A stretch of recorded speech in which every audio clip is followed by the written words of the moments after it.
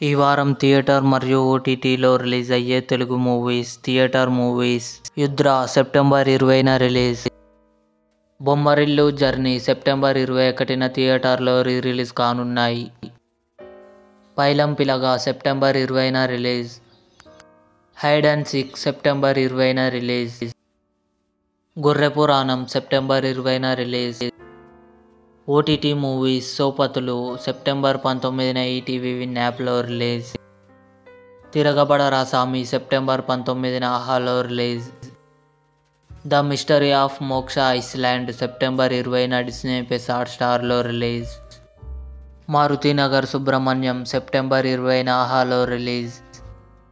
Thangalaan September 20న నెట్ఫ్లిక్స్లో release. Coffee September 20న ఆహాలో రిలీజ్.